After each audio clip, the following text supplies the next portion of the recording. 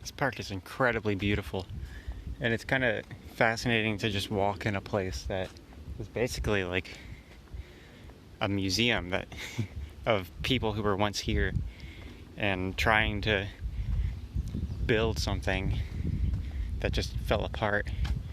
We're just walking in the old ruins of it that have been reclaimed by the woods. It's like video game stuff.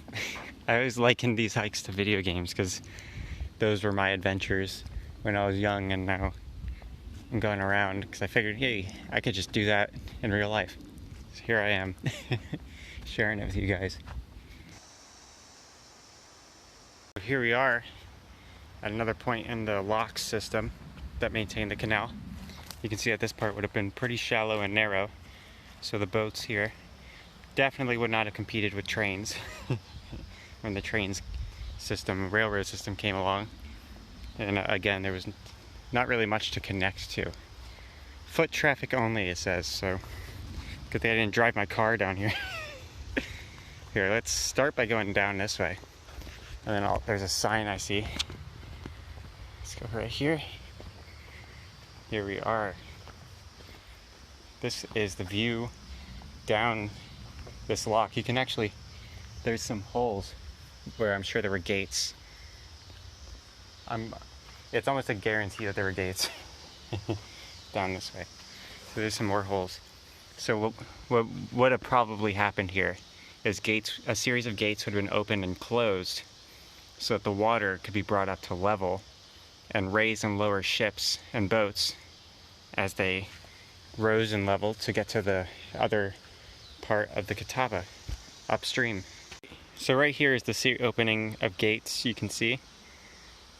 And let's stand over the remains. Be very careful not to fall down because it's pretty deep. So there were gates, obviously, like we mentioned, and then there would be smaller gates that open and close to let the flow of water in. And the wooden gates that held back the flow of the water in the canal pointed upstream at a angle, 45 degrees I believe it said, so that the pressure of the water would keep the gates closed until each side was level.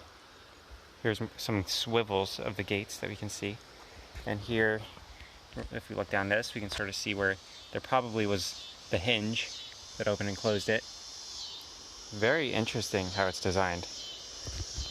So I think I was wrong about the purpose of these holes here. I thought they were to sort of lock in the gates, but since they were built at an angle pointing upstream, I'm thinking that these are where the vertical gates were that would go up and down to allow the lower levels, see there's another one right there, to flow and fill up.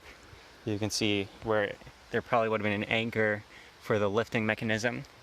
And then there's also holes like this on either side that I'm not entirely sure the purpose of.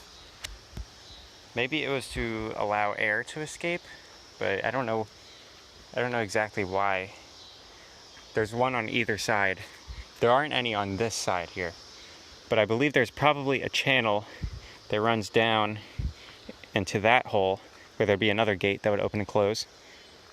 And then, or I mean, if it only opened and closed there, it would probably be enough to keep it from going in and out. And you probably wouldn't even want a gate there, just to make sure that you could ensure that there's flow when you open the gate that you do control. And then you can see another set of those notches right here, and then the hole. There's another hole lower, but the earth seems to have filled it in. It's right where the patch of, I don't know what those are, but they're some sort of plant. And then it happens again under that bridge there. So here's the top of that bridge we've been seeing. Hopefully there's no snakes. It seems like it's been in a bit of disrepair, much like the rest of this place, which I kind of appreciate. And I'm sure it was smooth and very easily traversable. It didn't even occur to me to get another view down the canal. You can see how it goes.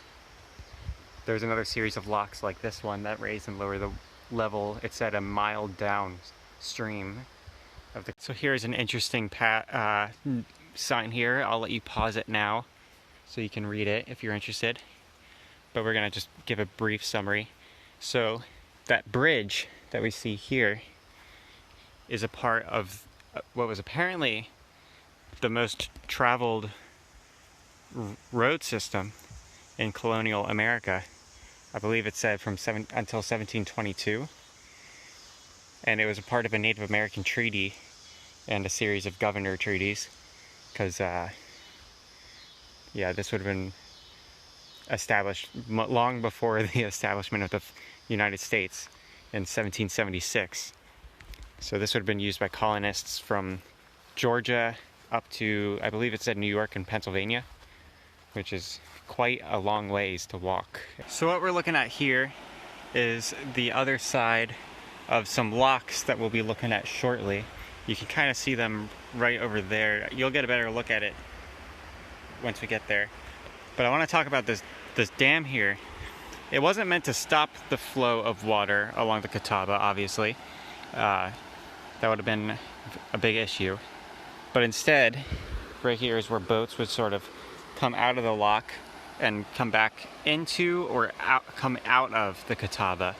And this dam was built to keep the water both level for the boats to be able to come in and out, as well as calm during times of flooding, so that it doesn't whip boats to the sides of the river. This lock right here is called the guard lock, and it was used during floods and such to safely lower the boats into the river to keep them from getting damaged by the high water levels that would potentially come rushing towards them or be a little bit more turbulent. So they could seal this off and raise its level to make sure that the boats could safely get into the level of higher river water.